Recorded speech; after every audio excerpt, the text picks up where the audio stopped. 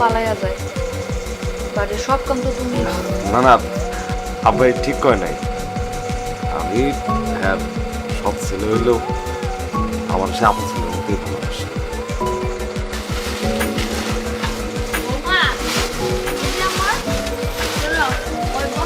ভরা হইলে রান্না করে নিয়ে রাখবা, পরে উঠান বাড়ি ঝাড়ু দিয়া এই যে কাপড় কাটা দিয়ে ফেলাইবা।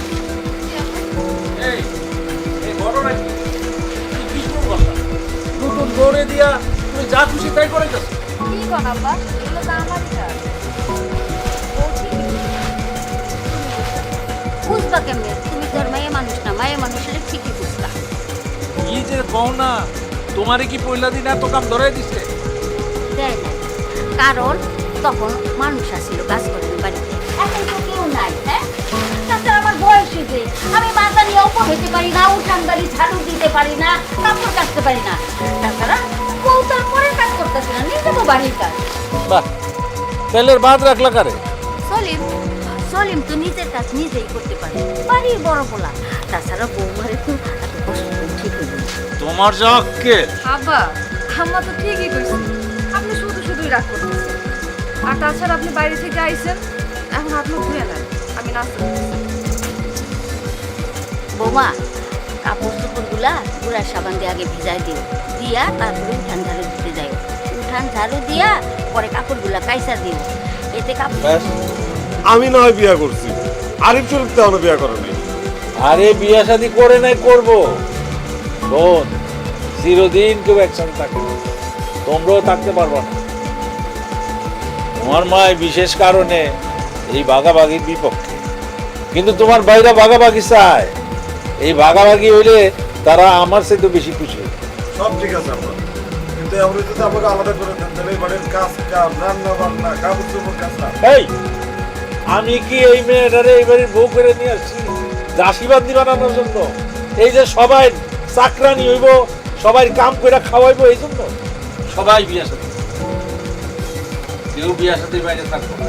আর আমার অপেক্ষায় কেউ নাই। তোমার মায়ের সঙ্গে নিয়া তোমার দুই ভাই অলরেডি পাত্রী ঠিক করে ফেলেছে। আমার কোনো পরামর্শ নিয়েছে, আমার কোনো দাম দিচ্ছে। সুতরাং কথা একটা, আমি তোমার ঘরে বাগবিন্দ করে দিয়ে দিই, সয় সম্পত্তি যেটুকু আছে শর্ত উকিলের লোক কথা কইয়া আমি হিসাব কিতাব করছি।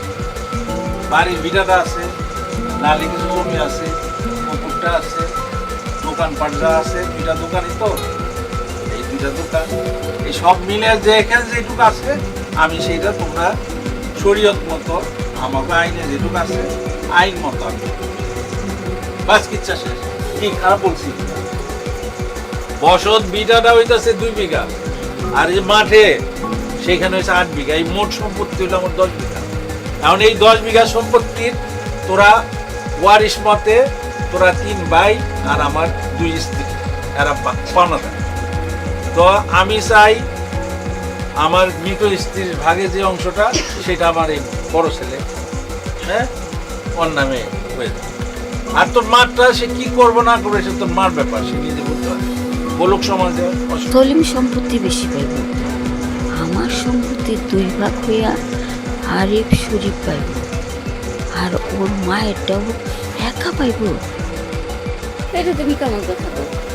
ছোটবেলা থেকে সলিম রে আমি পাইলা লাইলা বড় করলাম। হ্যাঁ, এখন সলিম আরেকজনের সন্তান হয়ে গেল। অবাক সলিম, তুই কত বাপ, তোর কি আমি কখনো আলাদা চোখে দেখছি? হ্যাঁ, আমি সারা জীবন ভাবছি আমার 3টা সন্তান, তুই হলো আমার বড় সন্তান। বাপ, মা তুমি কান্দো না বাপ, আব্বা না বুঝে একটা কথা কয়ে ফেলেছে।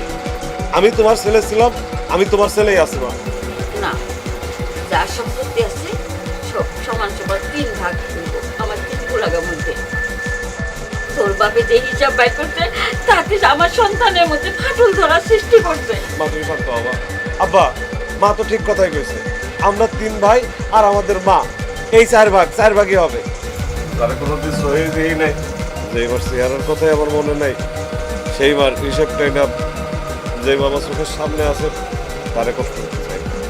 এই দেখি তোরে কেউ ভিক্ষা দিতেছে না কেউ দয়া দাক্ষিণ্য নিতেছে? এটা তোর হক। হকটাকে আমি বুঝি না। আমার কাছে সম্পর্ক, ভালোবাসা, এইগুলোর দাম সম্পত্তি ছিল অনেক বেশি। আরে ভাই সাহেব কাজ করেন, একটা কাগজপত্র রেডি করে উকিল সাহেবের সাথে নিয়ে আগামীতে রেস্ট অফিসে আসেন, আমরা থাইকে সবার কাছে হ্যাঁ ও চাচা এই শোন। আর তুমি হঠাৎ করতে আরে জমি জমার ব্যাপারে এত তাড়াহুড়া করলে কি হবে? আমারও একটু হিসাব আছে তো। তোমার এই সব বুঝলাম না। এই যে আপনার প্রশ্নের উত্তর হলো এইটা যে কাগজ।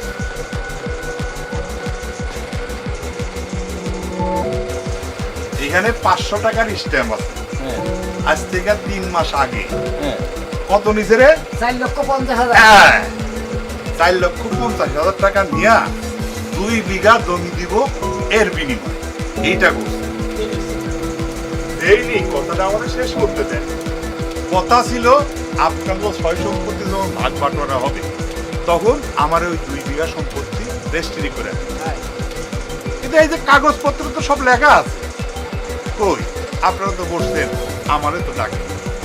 আমার একটা হিসাব আছে না, এই কথাটা অবশ্য বলতে নিষেধ করা হয়েছে না রে, এই জন্য আমি বলি না।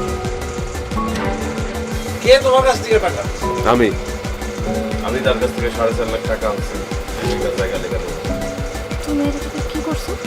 সেটা তোমার আমি পরে বলবো। তুমি 4.5 লাখ টাকা আনছো, এই স্টেপে সই কইরা সেটা আমারে জানাস নাই। সে কথা এখন জানার কি দরকার আছে আব্বা?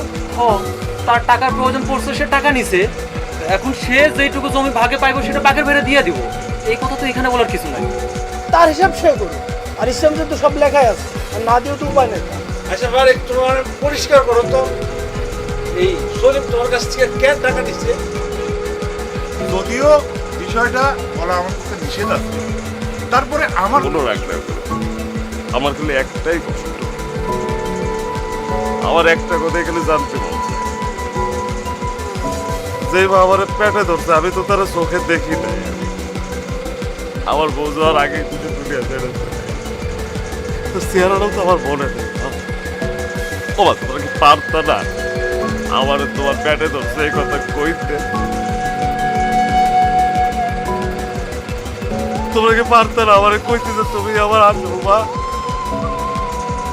তুমি কেন তুমি সারা জীবন আমার সব ছেলে বানায় এটা না? তুমি কি মা আপন ছেলে বানানো যায় না? মা আপন মা হওয়া যায় না? এটা তো আমার সারাটা জীবন ধরে এতিম চাউল হয়ে থাকা লাগতো।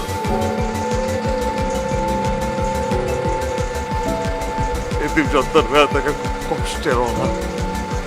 আমি এতিম হইতে চাই, পৃথিবীর কেউ এতিম হয়ে থাকতে চায় না মা। খুব করতে হইতো আমার নিজের পোলা ভাবলে মা।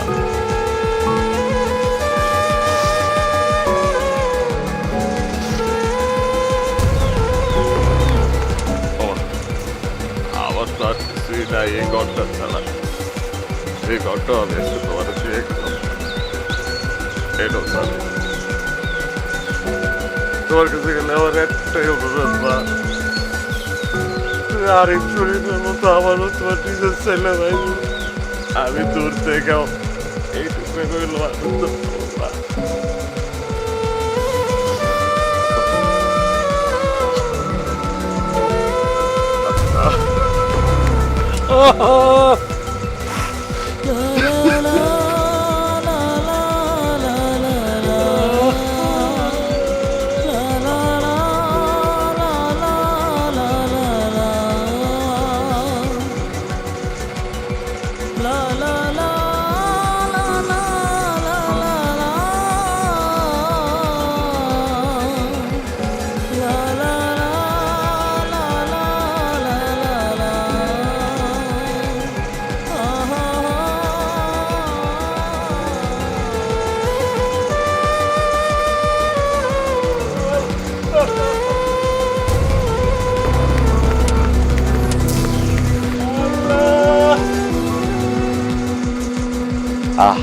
কতদিন পর গ্রামে এলাম, মনটাই ভালো হয়ে গেল। আসসালামু আলাইকুম চাচা।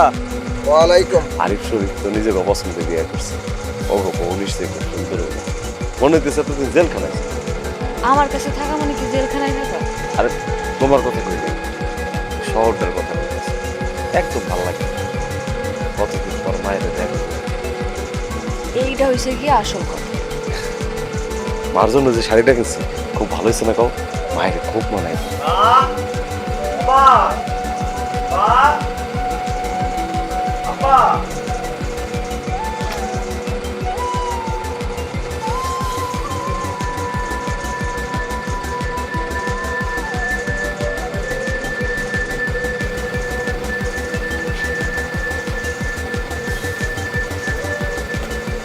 সব ঘরে তো তালা মারা।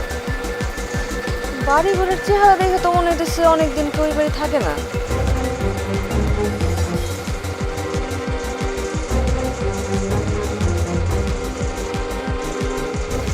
বাবা সলিম সলিম আমি গেলে রে বাবা ও সলিম সলিম সলিম রে মা ও কিছু করবা? বাবা আমার তুই আসছিস বাবা ও কি হয়েছে মা? তোমার এই অবস্থা কেন? আপা কমে আরিফ করে কই সব বাড়ি করতে তারা মারা কেন?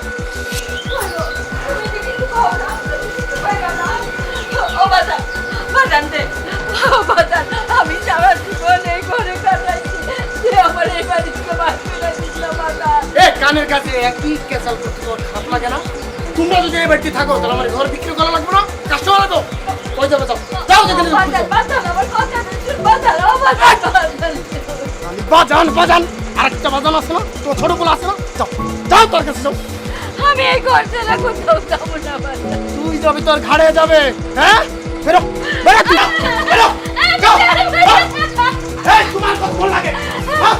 তাড়াতাড়ি বেরো, তাড়াতাড়ি নিয়ে এসো। ও বাজার বাজার রে ও বাজার আমি এই বাড়ি ছেড়ে কোথাও যাবো না বাজার বুঝছিলাম না এই বুড়ি আমাকে যাত্রা পথে নাকে কান্না করে অলক্ষী আনলো বাইরে কইতাছি আমার ঘরের সামনে দেখে যা আমি কই যাবো তুই জাহান নামে যা তুই কই যাবি না যাবি সেটা কি আমি জানি